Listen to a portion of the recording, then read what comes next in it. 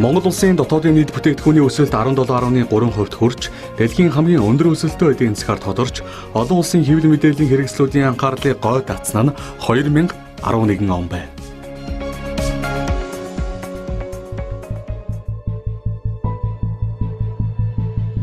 Харамсалтай нь төлөө дулгүй энэхүү өсөлтийн гол зүтгүүр байсан нүүрс зэсийн үн дэлхийн зах зээл дээр суларснаар Монгол улсын дэлхийг гайхуулсан их өсөлт эрчимтэй уруудсан.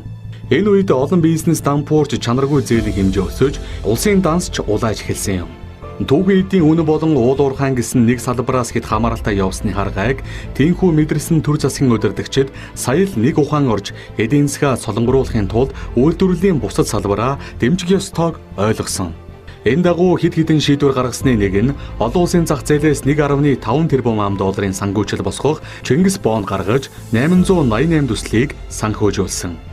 Харин өөр нэг арга хэмжээ нь үндэсний үйлдвэрлэлээ дэмжихэд ард түмнийг уриалж түүний дотор хэвлэл мэдээллийн хэрэгслүүдийг эдвэх санаачлагтай ажиллахыг хүссэн билээ. Тэр цагаас хойш мас агентлагийн баялаг бүтээгчдийг дэмжин төсөл эглүүсдэн өдгөө 5 дахь жилтэйгээ золгож буй.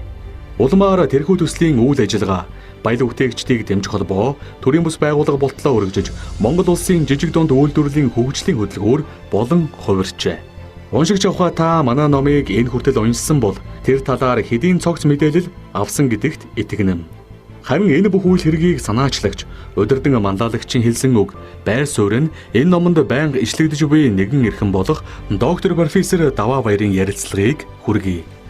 Тэрээр жижиг дунд үйлдвэрлэлийг хөгжүүлэхийн тулд баялаг бүтээгчдийг дэмжин төслийг санаачилж, баялаг бүтээгчдийг дэмжих холбоог үүсгэн байгуулж, одоо хүртэл ерөнхийлөгчөөр нь ажиллаж буй бөгөөд мас агентлагийн группээр зөвхөн баялаг бүтээгчдийг сурталчлах үйл хэргийг эхлүүлж, жижиг дунд үйлдвэрлэлийн салбарт эрдэмтдийг бэлтгэн төрүүлж байна. Одоогийн байдлаар 4 доктор төрүүлээд байгаа бөгөөд дахиад 10-аад горилагч докторийн зэрэг хамгаалагт нь дэмжлэг үзүүлэн ажиллаж байна. Баялаг бүтээгчдийг дэмжих холбооны ерөнхийлөгч доктор профессор Даваа Баярын ярилцлагыг та бүхэнд хүргэе.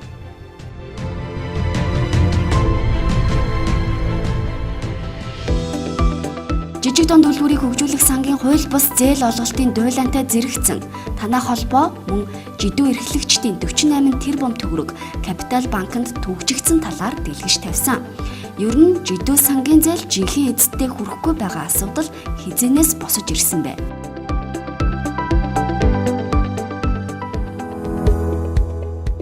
Манай холбооны зохион байгуулсан жижиг дунд үйлдвэрлэл эрхлэгчдийн форум 2018 үеэр жижиг дунд үйлдвэрлэл эрхлэгчид тус сангийн зээл жинхэнэ эзэдтэй хүрч чадахгүй байгааг маш хурцаар гаргаж тавьсан. Тухайн үед баялаг бүтээгчдийг дэмжих холбооны гишүүд жижиг дунд үйлдвэрлэл хөгжүүлэх санд нэр холбогдсон улсын хурлын гишүүдийг шүүмжилж сонгон шалгаруулалт шударга бус боллоо гэдгийг хэлж байсан юм. Жижиг дунд бизнес эрхлэгчдэд хөнгөлөлттэй зээл өгнө гэж 10 гаруй жил хошгорууллаа. Төсөв байхгүй, санхүүжил хөрөхгүй гэд өгдөггүй байсан бол энэ жил өгнө гэж хэлээд өгсөнгүй хэмээн эрх бүхий албан тушаалтнуудыг манай холбооны гишүүд байцаасан юм. Хариуд нь тийм шударга зүйл байхгүй байвал хэл гэх зэргээр жижиг дунд үйлдвэрлэл хөгжүүлэх сангаас авсан зээлээ зөвхөн тойрогтой хуваарлсан болон эхнэртэй сувлал барьсан улсын хурлын гишүүд ницааж жижиг дунд үйлдвэрлэл хөгжүүлэх сан болон хүнс хөдөө аж ахуйн хөнгөн үйлдвэрлэлийн яамны ажилчдыг загнаж байв. Гэтэл тухайн үед том дуурайд байсан тэд нэг их удалгүй жижиг дунд үйлдвэрлэл хөгжүүлэх сангаас зээл авсан нь илрээд байна. Icon цэгийн мэдээллийн захим хуудас жижиг дунд үйлдвэрлэлийн асуудлыг дөнгөж гаргаж тавьсны дараахан Капитал банк жижиг дунд үйлдвэрлэл хөгжүүлэх сангаас авсан 48 тэрбумаа одоо болтол буцааж өгөхгүй байгаа тул шалгаж хөөцөлдөж өгөөч гэсэн хүсэлтийг 48 тэрбум төгрөгтэй холбоотой гэрээний хуулбарын хамт манай холбооны удирдах зөвлөлийн гишүүнд ирүүлсэн. Бид тэрхүү мэдээллийг үндэслэн хэвлэлийн бахурал хийж дампуурсан Капитал банк жижиг дунд үйлдвэрлэл хөгжүүлэх сангийн мөнгийг авч эргэлдүүлсэн атлаа буцааж төлөхгүй байгаа бөгөөд улсын хурлын гишүүн Ундрмаагийн хамаарал бүхий компани тус сангаас 2 удаа зээл авсныг мэдээлсэн. Энэ асуудал одоо хүртэл шийдэгдээгүй байна. Манай холбоо Капитал банкны эрх хүлээн авагчтай нь ажиллаж байгаа. Баялаг бүтээгчдийг дэмжих холбоо байгуулагдсанаас хойш баялаг бүтээгчид төр засгийн хооронд гүүр болж идэвхтэй ажиллалаа. Энэ хугацаанд жижиг дунд үйлдвэрлэлд ямар өөрчлөлт авчирсан бэ?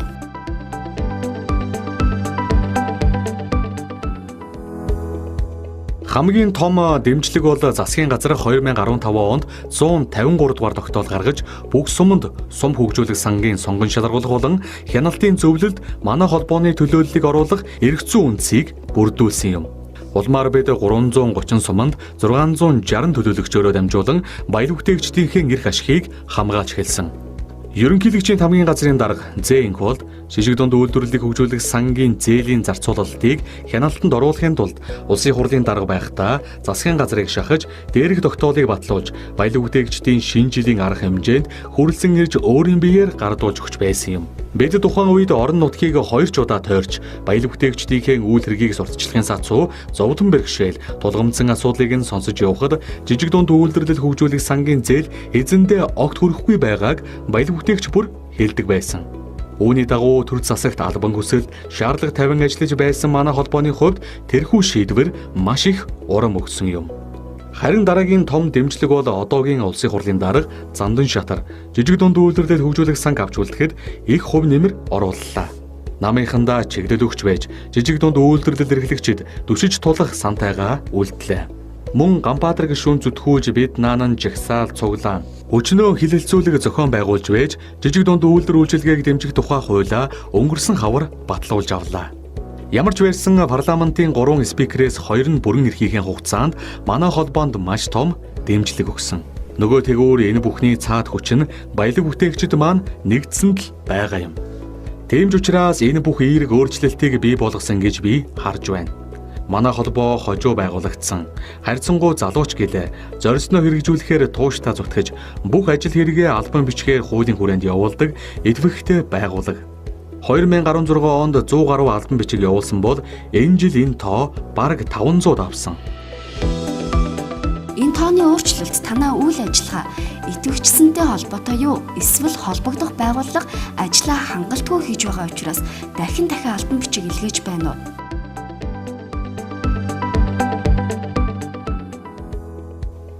Холбооны харилцаж хандах талбарт хэлж үйл ажиллагаа улам өргөн хүрээтэй болж байна. Тухайлбал засгийн газрын 153 дугаар тогтоолын хэрэгжилтийг хангах үүднээс 330 суманд албан бичиг илгээдэг. Мөн орон нутагт жижиг дунд үйлдвэрлэл хөгжүүлэх сан хэр зэрэг шударга ажилдаг талаар бид жил бүр тайлан авч хяналт тавьж ажилладаг. Засгийн газар улсын хурал руу илгээсэн албан бичигч байгаа. Үүнээс гадна топ 100 аж ахуйн нэгж рүү 2 ч удаа албан бичиг илгээсэн. Топ 100 аж ахуйн нэгжид ямар шалтгаанаар албан бичиг илгээсэн юм бэ? Улсад хамгийн өндөр татвар төлдөг гэдгээр нь аваад үзэхэд л эдгээр байгууллагын хэрэглээ маш их шүү дээ. Наа зах нь дүрмд хувцас хүнсний хэрэгцээгээд зардлууд бий. Үүнээс тодорхой хэсгийг жижиг дунд үйлдвэрлэл эрхлэгчдэд дэмжихэд зарцуулж бараа бүтээгдэхүүн үйлчилгээг нь худалдаж авахыг хүссэн агуулгатаа албан бичиг илгээсэн. Гэвч ердөө 2-3 байгууллагаас хариу ирсэн дээ. Ашиг орлого зарлаасаа тодорхой хэсгийг импортын бус дотоодод шингэх үндэсний үйлдвэрлэлээ дэмжих нь ямар ч байгууллагын хувьд нийгмийн хариуцлагатай үйлдэл болцоход байна шүү дээ. Орчин үед нийгмийн хариуцлагын тухай ойлголт илүү нийгэм эдийн засгийн агуулгаар баяжиж байгаа. Өмнө нь зөвхөн эмзэг үлэг, орлого багтаа иргэдийн нэг өдрийн амжиргаа, нэг удаагийн хэрэгцээг тодорхой хэмжээгээр хангахыг компаниуд нийгмийн хариуцлага гэж ойлгодог байсан. Гэтэл өнөөдөр манай ийм брэнд мундаг шүү гэж рекламдахын оронд нэг ширхэг бараа бүтээгдэхүүнийг худалдан авалтын үнийн дүнгийн тодорхой хэсэг нь гай гамшигт нэрвэгдсэн хүмүүс хөгжлийн бэрхшээлтэй иргэдийг чадваржуулахад зориулан гих зэрэгээр сурчлах нь хариуцлагатай брэнд гэх ойлголтыг хэрэглэгчдэд өгч хэрэглэгчид ч мөн хариуцлагатай сонголт хийдэг болсон. Улс орны хувьд татвар авах нь чухалч гэсэн орчин үед нийгмийн хариуцлагаар нь топ компаниудыг шалгаруулдаг болоосоо гэж боддог. Шилдэг татвар төлөгчид том компани болохын тулд бичил жижиг үеийг туулсан шүү дээ. Тиймээс 80-аас 90% нь зээлж байгаа үндэсний жижиг дунд бизнесүүдэд дэмжих хэрэгтэй. Засгийн газраас энэ салбарт баримталж байгаа бодлого хэр зэрэг оновчтой бас үр дүнтэй хэрэгжиж байна вэ? Хэдийгээр хуультай зээлийн сонгон шалгаруулалтын журам ил тод болсон зэрэг нааштай үр дүнгууд байгаач байдал нэг их дээрдээгүй л байгаа. Бидний төслийн ажил их хурдан газар авсан учраас үндэсний үйлдвэрлэгчтэй төр засгийн зүгээс ямар бодлогоор дэмждэг тухай асуулт босож ирсэн. Бид ч судалгаас аргагүй болж нэг л мэдхэд бичиг цаасны ажил руу орсон байсан. Гэтэл цаасан дээр үнэхээр сайхан бодлого хөтөлбөр тайлан байна. Маш их төсөөлөх хөтөлбөр хэрэгжиж, төсөв мөнгө хуваарлаж, засгийн газар болгон жижиг дунд үйлдвэрлэл хөгжүүлэх ажил санаачилж хийдэгч өнөөх нь 1-2 жилийн дараа үнсэн хаясан шалт шиг алга болчихдог. Ерөөсөө ийм замаар л өдий хүртэл явж ирсэн байна. Тиймээс бид энэ жил батлуулсан хуульдаа жижиг дундын салбарыг 5 жилээр дэмждэг хөтөлбөртөө байх заалт оруулсан юм. Үүний зэрэгцээ хуульд анх удаа кадастрын систем гэдэг заалт орж ирсэн. Жижиг дунд үйлдвэрлэлийг хөгжүүлэхэд кадастрын системд маш чухал. Топ 100 аж ахуй нэгж рүү албан бичгээр тавьсан хүсэлт маань Монгол кадастрыг хөгжүүлэх зорилготой юм. Том аж ахуй нэгжүүдэд түшиглэж тэдний эрэлт хэрэгцээг хангах замаар жижиг үйлдвэрүүд босож ирсэн түүх хөгжсөн улс орнууд бий. Нөгөө талаараа жижиг дунд үйлдвэрлэлийг хөгжүүлэх бодлого нэгдмэл хэрэгжиж чадахгүй байна. Хүнс хөдөө аж ахуйн хөнгөн үйлдвэрлэлийн яамд бодлого нь зангидагдж, жижиг дунд үйлдвэрлэл хөгжүүлэх сан харьяанд нь байдагч зээлийн батлан даалтын сан нь сангийн яамны харьяанд байна. Уг нь жижиг дунд үйлдвэрлэлийг өрхийн төвшнөөс эхэлж бойжуулж, томруулад, валют татах, экспортлогч болгохын тулд санхүүжилтийн хувьд хөдөлмөр эрхлэлтийг дэмжих сан, жижиг дунд үйлдвэрлэл хөгжүүлэх сан, зээлийн батлан даалтын сан, банкуд гэсэн дараалал бүхий схемээр явах учиртай. Бас аймаг дүүрэгт жижиг дунд үйлдвэрлэлийн 2 мэргэжилтэн байсныг нэг болгон цөөрүүлж, сум хөгжүүлэх сангийн удирдлага, хүнс хөдөө аж ахуй хөнгөн үйлдвэрлэлийн яамд санхүүжилтэн сангийн яамны мэдээлэл байна. Энэ бол яг өнөөдрийн жижиг дунд үйлдвэрлэлийн салбарын бодит төрх. Ингэж тарамдсан бодлогыг нэгтгэх бүтэц бол жижиг дунд үйлдвэрлэл үйлчлэгийг хөгжүүлэх тухай хуульд заасан хэрэгжүүлэх агентлаг юм. Өмнө нь аж үйлдвэрийн яамд жижиг дунд үйлдвэрлэлийн бодлого одоогийнхоос арай дээр байсан дурчлага бий. Агентлагтай болбол дээрх яамдын дунд бодлогын нийслэлийг нь хангаж гардан хэрэгжүүлэх бүтэц бий болохын зэрэгцээ жижиг дунд үйлдвэрлэл хөгжүүлэх санч гэсэн гадаад дотоодын хямд их усүр татдаг статустай болгох хэрэгтэй. Ийм нэгдсэн биш учраас жижиг дунд үйлдвэрлэл хөгжүүлэх санд 2030 он хүртэл улсын төсвийн хөрөнгө оруулалтын 10% тэмцэх санхүүжилт олгоно гэсэн заалтыг эх оны төсвийн тухай хуулийг батлахдаа хасчихлаа шүү дээ. Жижиг дунд үйлдвэрлэлийг хөгжүүлэх сангийн хөрөнгө яагаад хууль бусаар зарцуулагдахад хүрснийг судлаачийн байр сууриас хэрхэн дүгнэх вэ? Германы эрдэмтэн Ханс Кельзен бизнесийн хувийн явц зорилгоо гүйцэлдүүлэхэд хуулийг ямар ч хамаагүй үнээр мушгин говьлж нийтийн ашиг сонирхол хохирол учрахад хүргэдэг. Тиймээс улс төрийг бизнестэй хутгалдуулахаас хуульчид цаг ямагт сэргийж байх ёстой гэж томьёолсон байдаг. Докторийн судалгаа хийх явцад жижиг дунд үйлдвэрлэлийн салбарт бодлогын гоё загвар заалтууд орж хангалттай санхүүжилт хуваарлсан байдгийг мэдсэн. Харамсалтай нь баталсан хууль журмаа хэрэгжээлэгүйгээс ийм явдал гарсан. Хэдийгээр улсын хурал засгийн газраас сайн сайхан хууль дүрэн баталдагч яам орон нутгийн захиргаагаар дамжиж хэрэгжих явцдаа маш их хийдэл гарч замбраагүй явсан. Миний харснаар бол дээд ирэх мэдээлэлнүүд мөнгө төгрөгтэй холбоотой нарийн ширийн ажлаа доод шатны ажилтнуудаар гардаж хийлэгдэх бөгөөд өөрсдөө цэвэр үлддэг тохиолдлыг жижиг дунд үйлдвэрлэл хөгжүүлэх сангийн асуудалтай холбоотойгоор хүнс хөдөө аж ахуй хөнгөн үйлдвэрийн яамны 13 албан хаагч шалгагдсан хэрэгээс харж болно. Мөрөөрөө ажиллаа хийгээд явж байгаа тэр залуучуудыг дээрээс нь нөлөөлж миний хүн учраас зээл олох би баталгаа байна гэх зэрэгээр хууль бусаар зээл олоход хүргэсэн. Тэр байтугай дэвших гэж байгаа тойрогтой хүртэл жижиг дунд үйлдвэрлэл хөгжүүлэх сангийн 90% аваад затсан байна шүү дээ.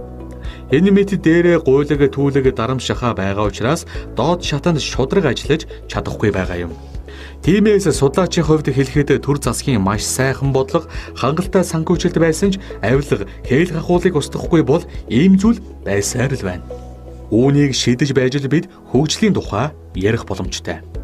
Баялаг бүтээгчдийг дэмжих холбоо мянган баялаг бүтээгчдийн дуу хоолой болж энэ цаг үедээ толгомдсон асуудлаа баг чатууга шийдэж байгаа нь чамлах зүйл биш. Гэхдээ л бид дөнгөж уулын бэлдэл явж байна. Ямар ч байсан хуультай болсон. Одоо хуулиа дагаад журмууд гарч агентлаг байгуулагдах ёстой. Жижиг дунд үйлдвэрлэл хөгжүүлэх сан маань мөнгөтэй болж олон баялаг бүтээгчид хүрч ажиллах ёстой. Тэгэхгүй бол хуульд агентлагтай байх ёстой гэж заасан ч төсөв баталсангүй жижиг дунд үйлдвэрлэл хөгжүүлэх санг сая устгахаа шахлаа. Мөнгө байхгүй бол юу ч байхгүй. Он шийдэл хуулийн фирм хүртэл баялаг бүтээгчдийг дэмжих холбоо байсан тул да жижиг дунд үйлдвэрлэл хэрэглэгчид сангаа авч үлдэж чадлаа гэдгийг онцолсон. Энэ үгэнд нь бид үнэхээр их баярлаж урам авсан. Жижиг дунд үйлдвэрлэлийг хөгжүүлэх сан, тариалан эрхлэлтийг дэмжих сан, мал хамгаалах сантай нэгдэхгүй. Тусад нь авч үлдэхийн тулд танай холбоо маш эрчтэй ажилласан гэдгийг Саарл ордонд ч ярьж байсан. Бид нэн төрөнд хэвлэлийн бахурал хийсэн. Дараа нь эрх баригч намын бүлгийн дарга улсын хурлын даргатай уулзаж зөвлөгөө хийж бүх асуудлаа дэлгэж ярьсан. 100 баялаг бүтээгч, 100 ажил хэрэгч санал тавьж, дэмжлэг хүсний дотор жижиг дунд үйлдвэрлэл хөгжүүлэх санг авч үлдэх тухай байсан юм. Дараа нь улсын хурлын бүх гишүүн рүү мессеж бичиж, зарим гишүүдтэй очиж уулзах зэрэгээр ажилласан. Ширүүдүүлсэн ч тохиолдол бий. Гэхдээ л энэ бүхний үр дүнд улсын хурлын дарга Зандан Шатар цаашаа чиглэл өгч байж санг авч үлдсэн. Одоо ингэж зүтгэж байж авч үлдсэн сангийн үйл ажиллагаа энэ жилийн шиг цаашид эрүүл явж чадвал уг сангаар орж ирсэн мөнгө бүгд баялаг бүтээгчтэй шударгаар очих болно. Мэдээж үүний тулд хийх ажил их байна. Батлуулсан хууль журамдаа эргээд хяналт тавих нь та бүхэнд амаргүй байна уу? Агентлаг байгуулчихвал бидний хувьд удирдлагатай нь ойлголцоод явхад хэцүү гэж харахгүй байна. Агентлаг болон жижиг дунд үйлдвэрлэл хөгжүүлэх сантай нэгт хамтран ажилласнаар бид хамтдаа олон нийт баялаг бүтээгчдэд хууль гэж сурталчилгаасаа илүү амьдралд нь өөрчлөлт бий болгох ямар боломжууд байдгийг энгийнээр үр дүнтэй ойлгуулах боломжтой юм. Энэ жилийн төсөл сонгон шалгаруулалт 4 үе шатаа явагдсан бөгөөд үе шат бүрд жижигийг жижигтэй, дундыг дундтай гэх зэрэгээр компаниудыг ижил төвшөнд өрсөлдүүлснээр онцлог. Өмнө нь санхүүжилт авахын тулд жижиг том ялгаагүй өрсөлдөдөг байсан учраас олон жижиг дунд үйлдвэрлэл эрхлэгчийг хашраасан. Ирэх онд жижиг дунд үйлдвэрлэл хөгжүүлэх сангийн зээл, сонгон шалгаруулалтын журам дахиад шинжлэгдэх бөгөөд шинэ хуулиар журмыг сайд биш засахын газар баталдаг болсон. Журмын ажлын хэсэгт манай холбооноос төлөөлөл орсон. Нэгэнд журмаа батлаад агентлагаа байгуулад хэрэгжүүлээд явбал бидний хувьд хяналт тавихад хүндрэл учрна гэж бодохгүй байна. Хамгийн гол нь журмын давуу талыг жижиг дунд үйлдвэрлэгчдэд ойлгуулж, аймаг сум дүүргүүдэд нөхөрсөг уулзалт хэлэлцүүлгүүд хийвэл үр дүнтэй санагддаг. Ийм уулзалтууд нь баялаг бүтээгчдийг илүү сайн ойлголцуулж, цул болгодог давуу талтай. Холбооны үйл ажиллагаа идэвхжиж өнөөдрийн хэмжээнд хүрэхэд үндсэндээ нэг сонгуулийн хугацааг зарцууллаа. Одоо дараагийн сонгуулийн мөчлөг ирж байна. Жидүү эрхлэгчдийн бизнесийн орчин тогтвортой байдалд ирэх сонгуулийн үр дүн хэрхэн нөлөөлөх бол үүнийг эрсдэл гэж харж болох уу?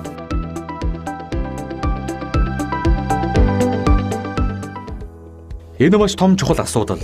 Улс төрийн докторгүй байдал зөвхөн манай жижиг дундын салбарт гэлтгүй бүхий л салбарт нөлөөлдөг болчихсон. Жижиг дунд үйлдвэрлэл бол энэ бүхэнд хамгийн мэдрэмтгий эмзэг хэсэг. Хамгийн сүүлийн жишээ гэхэд Монгол улс Папад Саарл жагсаалтанд орсон тухай мэдээлэл цацагдсанаас хойш $10 болон Яаны ханш төгрөгийн эсрэг өсөж одоо хүртэл буухгүй байгаа нь манай улсад нэн хортой. Яагаад гэвэл Монгол улсын гадаад өрийн хэмжээ 30 тэрбум $10 байгаа нь дотоодын нийт бүтээгдэхүүний 224 орчим хувьтай, экспортын орлогын 430% тэмцэх хэмжээнд хүрсэн байна. Нийт өрийн тал хувь буюу 14 тэрбум $10-ыг 2020-с 2024 онд эргүүлж төлнө. 14 тэрбум $10 нь өнөөгийн манай гадаад валютын нөөцийг 3 нэмэгдүүлсэнтэй тэнцэнэ. Үүн дээр нэмээд Хятадын ардын банкны 11 тэрбум Яаны өр байгаа. Манай улс өрийг өрөөр давсаар хаа хүртэл явах вэ? $10 ханш нэг өдөрт 20 орчим төгрөгөөр өсснөөр үйлдвэрлэгчид төлөвлөж байсан түүхийн эд материалаа татаж авах нь багассан. Үүний цаана үйлдвэрлэл орлого, цалин хөлс, ажлын байр багасж байна гэсэн үг. Одоо Саарл жагсаалтаас гарч чадахгүй хэр зэрэг удахаас нийгмийн бухимдал үүсэх нь шалтгаална. Мэдээж уул уурхай санхүүгийн салбар манай эдийн засагт маш чухал. Гэхдээ эдийн засгийн хувьд ач холбогдол бага өгдөгч гэсэн нийт массаараа маш олон үнийг шингээдэг салбар бол жижиг дунд үйлдвэрлэл. Уул уурхайд бий болсон бүтээмжээр дамжиж маш их мөнгө гадагшаа урсаж байгаа бол үндэсний үйлдвэрлэгчдийн хувьд дотоодоо шингэдэг. Өмнө хэлсэнчлэн жижиг дунд компаниудын 99% нь үндэснийг учраас энэ салбар маш оновчтой, тууштай бодлого хэрэгжиж хангалттай мөнгө зарцуулах ёстой. Баялаг бүтээгчид бид шинэ үндсэн хуулийн нэг л заалтанд маш их баярлаж байгаа нь 6-гийн 2-т орсон баялагын сантай байна гэсэн зохицуулалт. Энэ санг бол газрын хэвлийн баялагаа иргэдтэй хүртээх, жижиг дунд үйлдвэрлэл эрхлэгчтэй дэмжих, капиталтай болгоход маш том түлхэц болгож ажилуулах нь зөв гэж хардаг. Ингэж байж л хүртээмжтэй. солонгорсон эдийн засагтай болж Монгол улс олон талын мөнгөний урсгалтай болно. Тэгэхгүй бол уул уурхайгаа түшээд банкны салбартаа баригдаад удаан явахгүйгээ өнгөрсөн жилүүдэд хангалттай харлаа. Манайх шиг байгалийн баялагтай орнуудын түүхийг харахад ихэнх нь дампуурч ядуурсан байдаг. Зөв бодлого явуулсан нь хөгждөг. Бид зөв бодлого явуулж хөгжсөн орнуудын түүхийг дагаад явбал хөгжин. Тийм болохоор эрх сонгуулийн үр дүнд улс төрийн ямар ч хүчин засгийн газар байгуулсан бид ойлголцоод ажиллах бүрэн боломжтой. Удахгүй манай холбооны удирдах зөвлөлөөс намуудын мөрийн хөтөлбөр тусгуулах саналаа өргөн барина. Төрийг шинжлэх ухаанчаар удирдах эрдэмтэн докторуудын мэдлэгийг ашиглан шин цагийн Монгол улсыг хөгжүүлэх цаг ирсэн. Таны ярианаас дундаж давхрах гэж үг анхаарал татлаа. Баялаг бүтээгчдийг дундаж давхрах гэж харж болох уу?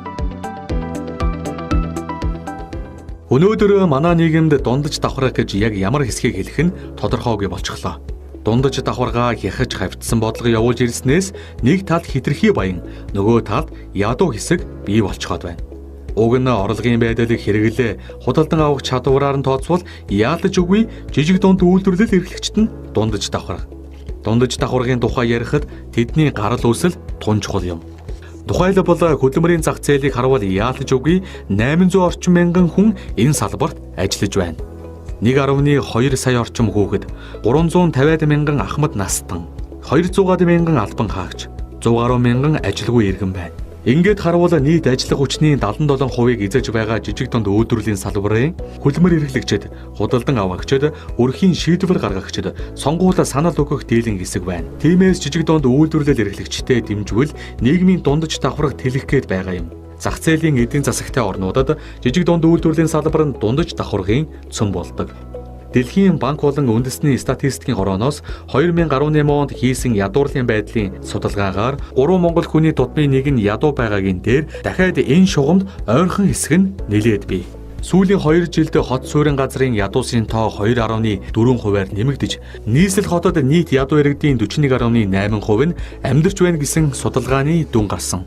Өөрөөр хэлбэл байдал энэ чигээрээ цааш үргэлжилж, шийдвэр гаргагчид дахиад нэг л хазгаа гიშгэхэд хүн амын тал хувь нь ядууралд бут нэргүүлэх эрсдэл өндөр байна гэсэн үг юм. Энэ бүхний сэргэлэг шийдэх гарцаа нь хүмүүс ажилтай, орлоготой байх л явдал юм. Үүний тулд жижиг дунд үйлдвэрлэл дэмжихэд аяндаа зах зээл хөдөлгөөнд ороод ирнэ. Түүнээс биш ажлын байрыг нэмэгдүүлнэ гээд төр өөрөө бизнес эрхлээд байж болохгүй. Ингэж байж л иргэдээ капиталжуулна. Бусад улс орны жишээг харахад өнөөдөр Монголд ийм хэрэгцээ хамгийн их байна. Энэ капиталжуулалт өмнөх өмч хувьчлалаас юугаараа ялгаатай байх вэ? Өнгөрсөн түүхийг харахад иргэдээ орон сууцжуулж, газар эзэмшүүлж, малыг хувьд өгч, цэнхэр ягаан тасалбар тараасан гээд капиталжуулах ажил хийсэн. Иргэн бүрийг л өөрөөр ингэсэн баг зэрэг өмчтэй болгосон атлаа өгөөгүй үлдээсэн нэг зүйл бол үйлдвэрлэл. Их хувьчлалын үеэр мэдээлэлд ойр албан тушаалтнууд томоохон үйлдвэрүүдийг өөрсдөө хувьчилж авснаар нийгмийн нэг томоохон өөрчлөлтөөс өрмийг нь эрх мэдэлтнүүд авч ард түмэнд хусамл үлдсэн. Үр дагаварт нь манайхан үйлдвэрлэлээ устгаж орхисон. Одоо үйлдвэрлэлээ сэргээх гарц нь төсвийн бодлогоо яг л сонгодог утгаар нь зах зээлийн зарчимдаа нийцүүлэх. Өөрөөр хэлбэл төсвөөр дамжиж хийгдэж байгаа орлогын дахин хуваарлтыг үр ашигтай хөрөнгө оруулалт зарцуулахгүй бол манайх маш их хэмжээний мөнгийг нийгмийн халамжинд зарцуулсаар байна. Би андуураагүй бол 2020 оны төсвийн орлогын 10-аас 15%-ийг халамжинд зарцуулж байгаа. Оронд нь сангуудаар дамжуулан олгодог хөнгөлөлтөө зээл их үүсвэрээдээ нэмж яг л нэмэн үрдэг шингэсэн үйлдвэрлэл үйлчлэгээ эрхэлж байгаа сегменттэй хуваарлбал ард иргэд ажил орлоготой болж төрийн халамжийн зардал аяндаа буурна. Тиймээс л бид ажлын байрыг бий болгоход чиглэсэн капиталжуулалтыг дэмжих хэрэгтэй гээд байгаа юм. Мөн ч өөрөөр хичнээн зүтгэсэн ч капиталгүй учраас жижиг дунд үйлдвэрлэл эрхлэгчдийн бүтээмж олигтой дээшлэхгүй байна.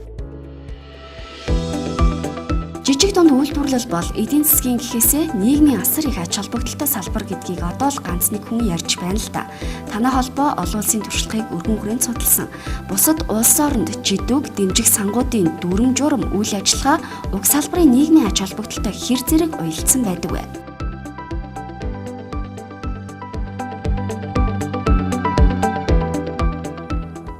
Тухайн улсын иргэн ажил хийхгүй, зүгээр сууж огт болохгүй. Ямар нэг байдлаар л ажилтай орлоготой байх ёстой бөгөөд гэр бүлээрээ найзуудаараа нийлж үйлдвэрлэл явууж бизнес эрхэлдэг. Ингэж л зах зээлд жижиг дунд үйлдвэрлэл өрхийн үйлдвэрлэл болж гарч ирдэг. Тиймээс бизнесийг нь дэмжих санхүүжилтийн хүртээмжийн хувьд их, хүүгийн хувьд хамгийн бага байлгах бодлого баримталдаг. Турк, Япон, Хятадын туршлага яг л ийм. Мөн Америк нэгдсэн улсын төрийн худалдан авалт хийхдээ багадаа 25%-ийг жижиг дунд үйлдвэрлэлийн салбараас худалдан авна гэсэн хуультай байдаг. Харин Турк улсад 3-5 жилийн хугацаанд улсаас ямар ч хүүгүй зээл олгодог.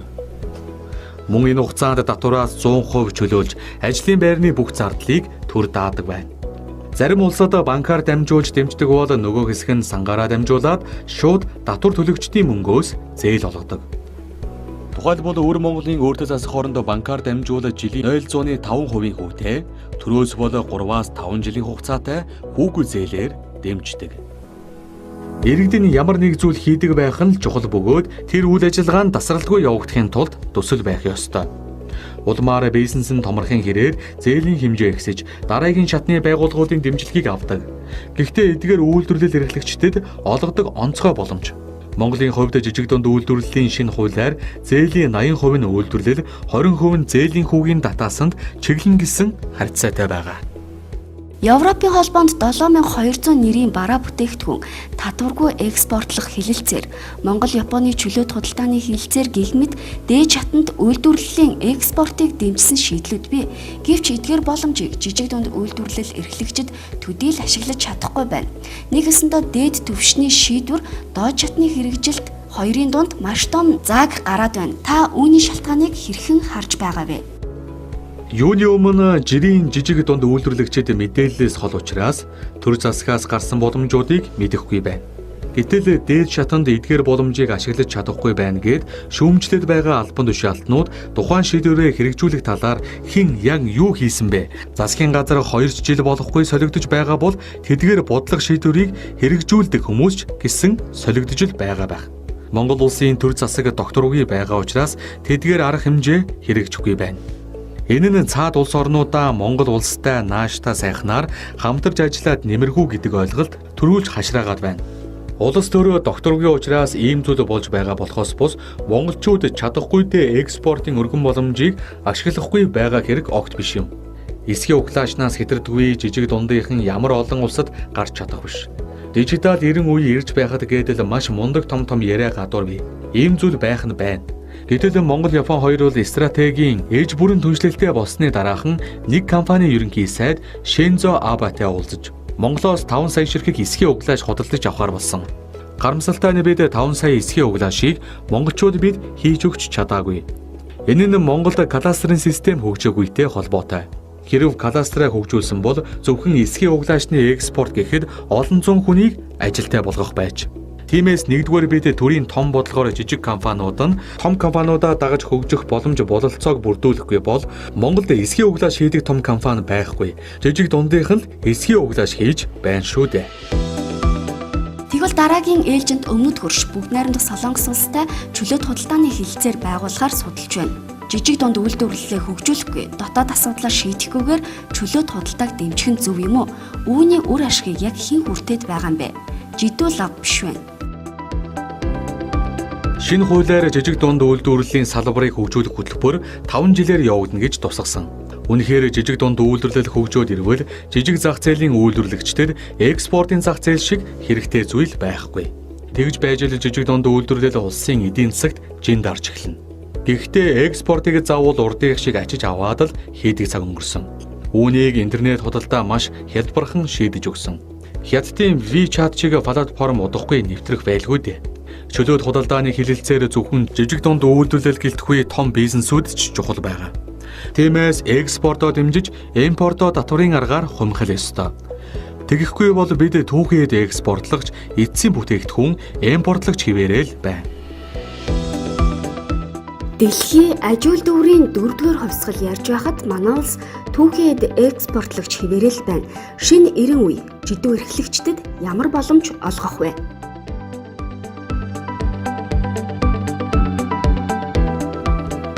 Аж үйлдвэрийн өмнөх хувьсгалууд улс оронд масс үйлдвэрлэл бий болгох замаар экспортод гарч үндэснийх нь орлогыг бий болгож байсан бол дэлхийг өөрчилж буй интернетийн хувьсгалд оролцож боломжоос нь зулгаагаад явах цаг үед амьдарч байна.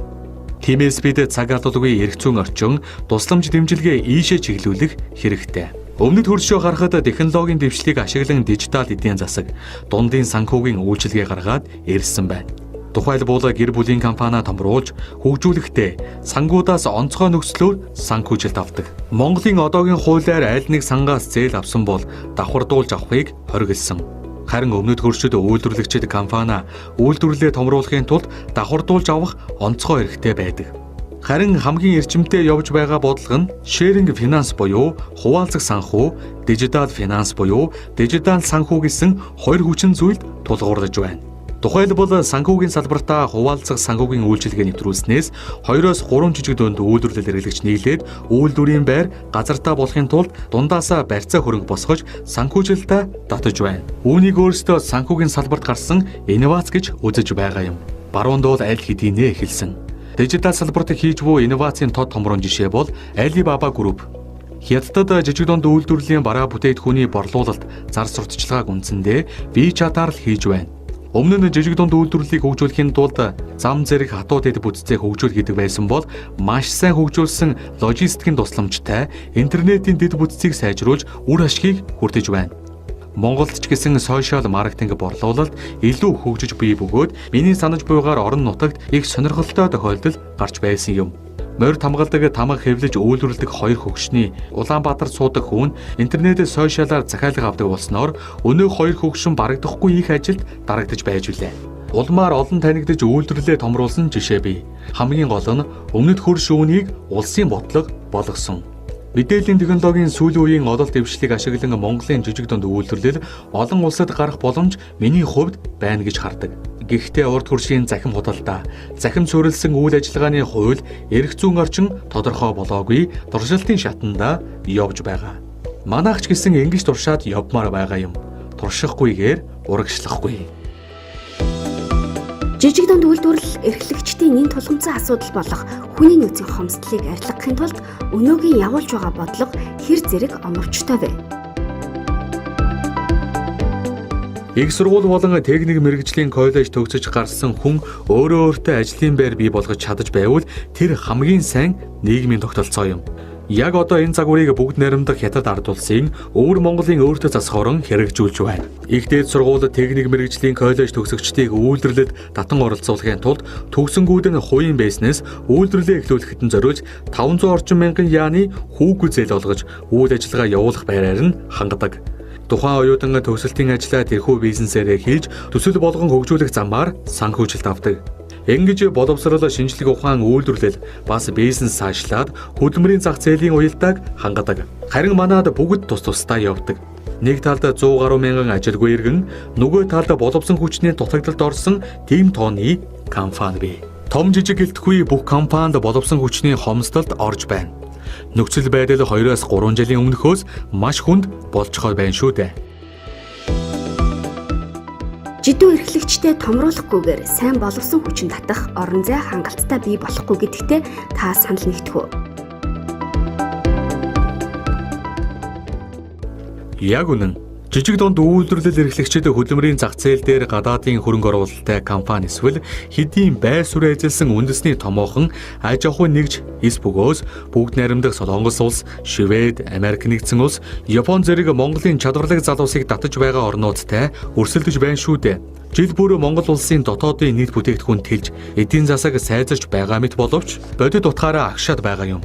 Монгол банкнаас 7 жил хийсэн жижиг дунд үйлдвэрлэлийн санхүүжилтийн судалгаагаар ч энэ харагддаг. Судалгаанд оролцсон компаниудын 70-80% нь бичил бизнес эрхлэгчид.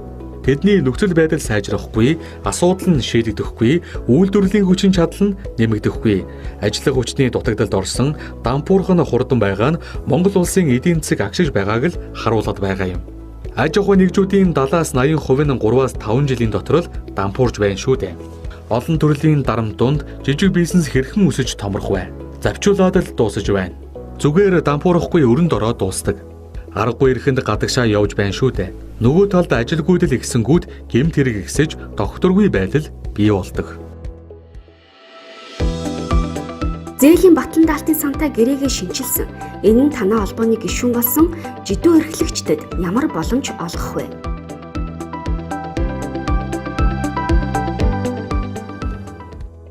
Бид зээлийн батлан даалтын сантай 3 жилийн өмнөөс хамтран ажиллаж эхэлсэн. Тэр үед туссан зээлийн нэг л төрлийн үйлчилгээ санал болгодог байсан. Энэ сан бол бие даасан статустай, өөрийн гэсэн хуультай жижиг дунд үйлдвэрлэлийг дэмжих зорилготой байгууллага. Гэхдээ зөвхөн жижиг дунд үйлдвэрлэл хөгжүүлэх сангийн их усвартэй банкар дамжсан зээлийг л батлан даадгаас биш банкар дамждаггүй. Сангаас шууд олгодог 300 сая хүртэлх зээлийг батлан даадаггүй. Тиймээс манай жижиг дунд баялаг бүтээгчид тус санг том аж ахуй нэгжүүдэд үйлчилдэг, банкар дамждаг зээлдэгчдэд үр ашгаа үзүүлдэг гэд гомдолтой байдаг юм. Энэ нь яалтж үгүй тусдаа хуулиар зохицуулагдсан учраас аргагүй. Хуульд өөрчлөлт оруулахаар ажиллаж байгаа гэсэн. Харин энэ жил бид хамтын ажиллагаагаа дүгнээд тус сангийн шинээр нэвтрүүлж буй үйлчилгээнд хамрагдахаар болсон. Азийн хөгжлийн банкны 60 сая $60 санхүүжилттэй төслийн хүрээнд Монголын 5 банкар дамжуулан сарын 1, жилийн 12% хүүтэй зээл жижиг дунд үйлдвэрлэл эрхлэгчдэд олгож байгаа юм. Өөрөөр хэлбэл жижиг дунд үйлдвэрлэл хөгжүүлэх сангаас гадна дээрх нэр бүхий 5 банкны жижиг дунд үйлдвэрлэл эрхлэгч зээлдэгчдийн зээлийн 50% хувийг батлан даадаг болж байна гэсэн үг. Бид үүнийг яагаад олзуурхаад байна вэ гэвэл жижиг дунд үйлдвэрлэл эрхлэгчид шат шатаар томрох боломж юм. Жижиг дунд үйлдвэрлэл хөгжүүлэх сангаас жилийн 3% хүүтэй 5 жилийн хугацаанд нэг хөнгөлтэй зээл буюу төрийн дэмжлэгийг авсан үйлдвэрлэл эрхлэгчид дараагийн шатанд Азийн хөгжлийн банкнаас зээл авах боломжтой гэсэн үг. Энэ нь банкны зээлийн хүүгээс 1.5-аас 2 дахин бага хүүтэй сангүүжилт. Ингэснээр жижиг дунд үйлдвэрлэл хөгжүүлэх сангаас буюу төрийн онцгой дэмжлэгийн хүртээмж шинээр бизнес эхлэх гэж байгаа хүмүүст илүү хүрнэ. Өөрөөр хэлбэл төрийн онцгой дэмжлэг болон банкны өндөр хүүтэй үйлчилгээ хоёрын дунд үүсэт байсан маш том заагийг багасгах санхүүжилтийн нэг их үүсвэр бий болж байна. Жижиг дунд үйлдвэрлэлийг хөгжүүлэх сангийн ирээдүйг та хэрхэн харж байна вэ? Жижиг дунд үйлдвэрлэл үйлчилгээг дэмжих тухай болон засгийн газрын тусгай сангийн хуулиар жижиг дунд үйлдвэрлэл хөгжүүлэх санд 2030 он хүртэл жил бүр улсын төсвийн хөрөнгө оруулалтын 10%-ийг хуваарлана гэсэн заалттай. Энэ жилийн төсвийн хөрөнгө оруулалтын дүнгээс үзвэл 2030 он гэхэд сан маань бараг 2 их 80 төгрөгийн их усвартэй болсон байна гэсэн үг. Өөрөөр хэлбэл санхүүгийн хувьд төрөөс дахиж дэмжлэг авахгүй мөнгө өөрсдөө эргэлдүүлдэг санхүүгийн корпорац болно. Тиймээс удирдлага нь төр олон нийтийн байгууллагын төлөөлөл орсон ил тод үр ашигтай гээд Норвегийн баялагын сан, Японы дэтгэврийн хөрөнгө оруулалтын сангийн зарчмаар ажиллах замаар жижиг дундын бизнесээ байнга тордох нөхцөл бий болно. Тэр үед уг сангийн зээлийн нэлээд том орон зайг стартапууд эзэлсэн байх болов. Харамсалтай нь 2020 оны төсөвт улсын төсвийн хөрөнгө оруулалтын 10% байтугай нэгж төгрөг жижиг дунд үйлдвэрлэл хөгжүүлэх санд хуваарлаагүй атлаа 900 тэрбум төгрөгийг зөвхөн дэтгэврийн зээл тэглэхэд зориулж байх юм. Харин засгийн газрын 159-р тогтоолоор байгуулах жижиг дунд үйлдвэрлэл салбарт санхүүжилт олгогчийг үүрэг бүхий жижиг дунд бизнесийн корпорацийг дээрх 900 тэрбумаар санхүүжүүлсэн бол ажилгүйдэл ядуурлыг бууруулахад том хөрөнгө оруулалт болох байлаа. Харамсалтай. Холбооны үйл ажиллагаанаас онцлох ёстой бас нэг зүйл бол жижиг дунд бизнес эрхлэгчдийг үйлдвэрлэлийн тоног төхөөрөмжөө сайжруулах зах зээлтэй холбосон явдал. Энэ боломжийг мөн л өмнө нь жинхэнэ жижиг дунд үйлдвэрлэгчид биш дарганаар хүртдэг байсан гэх юм билээ. Бид сүүлийн 3-аас 4 жилд баялаг бүтээгчдэд дэмжиж Гуанжуа болон бусад үзэсгэлэн ярамгт тогтмол оролцуулж байна. Тухайлбал Гуанжогийн Canton Fire бол Европын үйлдвэрлэлийн наа ухаатай, чанартай тоног төхөөрөмж худалдаж авах боломжшгүй дээ. Европод өөрсдөө ч тэнд маш олноор очдог. Гуанжууд дэлхийн үйлдвэрлэлийн оюуны өмч төвлөрч асар том потенциалтай болсон учраас Европ гэлтгүй олон орны үйлдвэрлэл эрхлэгч бизнесмен очдог. Америк нэгдсэн улс хятадын дунд өрнөж буй худалдааны данж гэсэн оюуны өмч технологийн давуу талаа алдахгүй төлөөх өсөлтөө юм шүү дээ. Үүний илэрлэл нь импортын татвараар дамжиж гарч ирээд байгаа юм.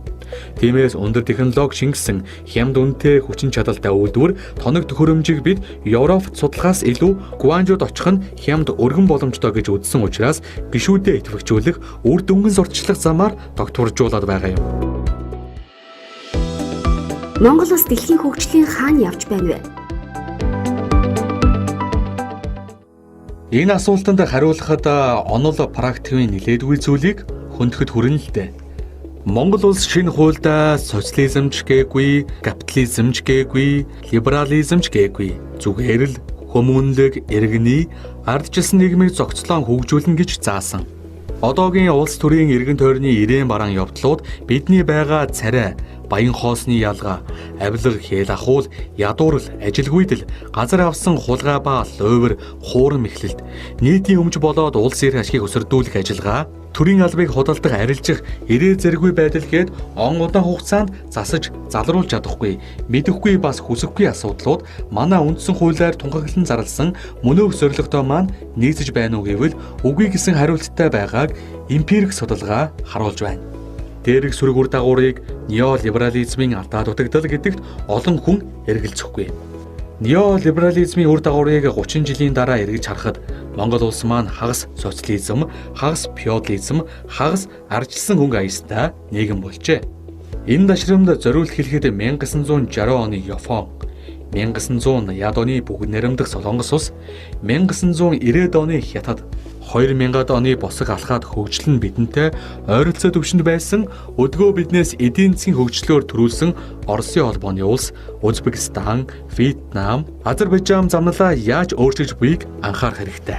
Тухайлбал феодализмын талаарх түгээмэл ойлголт нь хоцрогдсон хөдөө аж ахуй, бүдүүлэг уулуурхайд ноёрхлоо тогтоосон сурвалжид баячууд төр засгийн эрхийг үе залгамжлан барьж эдийн засгийг бүгд нь хяналтандаа авахын зэрэгцээ тэдний иргэшээл дор тэгш бус байдал бүхий нийгмийн байгуулалт бий болдгийг Норвегийн судлаач Марина Каприни, Америкийн эрдэмтэн Марта Хикинс нар тал талаас нь нотолж баталсан байдаг. Түүнчлэн орчин үед феодализм шинэ хэлбэрээр бий болоод байна хэмээн үзэж иймэрхүү шинэ хэлбэрийн феодализмын засагтай улсуудыг неофеодализмын улсууд гэж тодорхойлсны дотор Монгол улс нэрлэгдсэн байдаг. Үе үеийн засгийн газруудын зүгээс нийтийн өмч ба эдийн засгийнхаа гол салбарыг уулуурхай гэж одоо хүртэл буруу тодорхойлсоор байна. Ямар юмыг өмч, юуг эдийн засаг гэж ойлгох вэ гэхээр өөрөө өөрийгөө нөхөн төлдөг, аж үйлдвэрлэлийн шинжтэй байнга үр шимээ өгч байдаг, нийгмийг тижээж тэтгэх агуулгатай баялаг бүтээгчийн үйл явцыг өмч гэж ойлгодог. Газар тариалан үйлдвэрлэлийн хэрэгсэл, жижиг дунд үйлдвэрлэл, сүргийн эргэл бүхий, мал аж ахуй нэмэгдсэн өртөг шингэсэн экспортын бүтээгдэхүүнийг эдийн засаг гэж ойлгох ёстой. Харин уулуурхай бол өөрөө баялаг бүтээгдэхүүн. Боловсруулалтанд ороогүй ашигт малдамлыг хамгийн ойрын зах зээл нийлүүлээд эцэстээ түүнийгээ хараад болох улс төр худалдааны алдаатай бодлого болдгийг бусад хөгжиж буй ядуу буурай орны сөрөг сургамж харуулж байна. Хамгийн утгагүй нь уурхай нөөц хомсдоход тэнд ажиллаж байгаа хүмүүс бүгд ажилгүй болж хоцордог. Тиймээс улсаа хөгжүүлэх гэвэл үйлдвэрлэлийг дэмжиж, дотоодын бүтээгдэхүүнээ экспортод гаргадаг болтлоо хөгжөхөөс өөр арга зам байхгүй. Хүн төрлөختөн хурдтай өөрчлөгдөж байгаа энэ үед бидэнд шинэ үзэл бодол, шинэ сэтгэлгээ үнэхээр хэрэгтэй. Бид бүхэн ямар нэгэн байгууллага гээд яваад байна вэ гэдэг асуултанд зөвхөн монголчууд биш, хүн төрлөختөн төөрчгсөн яваа. Шүн төөрсөн бол хаашаа явхаа үүр цайхаар баримжаална. Хаана ямар нийгэмд хаана амьдраад байна вэ гэдэг хиндэж ойлгомжгүй байна. Америк, Франц, Герман, Оросын холбооны улс, Хятадын иргэдийн хинээс ч асуусан ямар нийгэмд амьдарч буйгаа философийн хувьд үнэндээ яг таг мэдэхгүй. Харин ямар улсын иргэн гэдгээл сайн мэднэ. Асайм дэлхийн ертөнцийн доктор үе төгшүүртэй байдалд орж байна гэсэн. Энэ бол маш их зөөлөн хэлж буй үг. Ийм нөхцөлд бага буурай Монгол шиг улс үндэстнүүд яаж тисэж үлдэх вэ гэдэг асуудал үссэн үсээгүй босч ирнэ.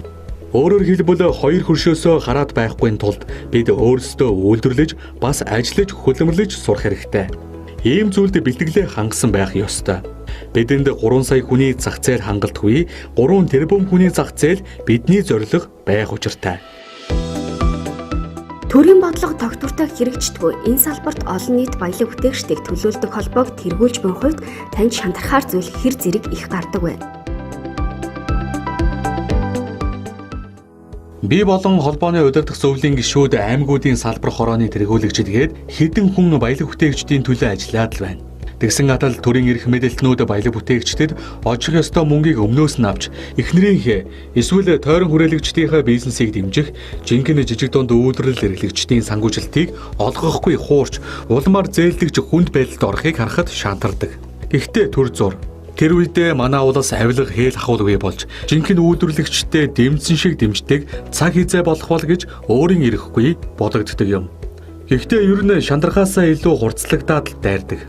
Тэгсний хүчинд медиа салбарт өдий дайтай гарч ирж олон хүнийг ажилдаа орлоготой болгож байна. Өнөөдөр Монголд байгаа ихэнх хэвлэл мэдээллийн хэрэгслийн цаад эзэд нь дандаа улс төрийн бизнесийн томоохон бүлэглэлүүд шүү дээ. Харин манайх баялаг бүтээгчдэд дэмждэг медиа. Би анх нийгэмд хувь нэмрээ оруулах гэж байгуулсан хэвлэл мэдээллээр баялаг бүтээгчдээ сурталчилж, дэмжиж буйгаараа маш их бахархаж явдаг. Бид өөрсдөө бодлогоо зөв барьж, төлөвлөгөөтэй явсны хүчинд хуулиа батлуулж сангаа авч үлдлээ. Удирдах зөвлөлийн 15 гишүүн мөнгөө ээлжлэн хувааж гаргаад л арга хэмжээгээ зохион байгуулад л явдаг. Бидний хийж буй зүйл жижигэр харуул айгаантлаг, томоор харуул яамны ажил шүү дээ. Жижиг дунд үйлдвэрлэлийг дэмжиж хөгжүүлэх нь аль ч улсын хувьд засгийн газрын бодлого хариуцах ажил байдаг. Би энэ чиглэлээр дотоодын болон олон улсын орчин нөхцөлийг судалж, докторийн зэрэг хамгаалсан хүний хувьд хэлэхэд жижиг дунд үйлдвэрлэлээ дэмжихгүй бол Монголын ирээдүйн хэцүүднэ. Үүнийг би улс орнуудын хөгжилд хүрсэн түүх, хөгжихгүй байгаа шалтгааныг олон улсын түвшинд пост докторийн ажил болгоод судлаад явж буй хувьд эндүү сайн мэдээд байна. Нэгэнт энэ салбарт эргэлт буцалтгүй орсны хувьд баялаг бүтээгчдэд дэмжихэд бүх цаг зав мэддэг чаддаг зүйлээ оюун ухаан сэтгэл зүрхээ зориулах нь амьдралын маань утга учир болсон юм уу да.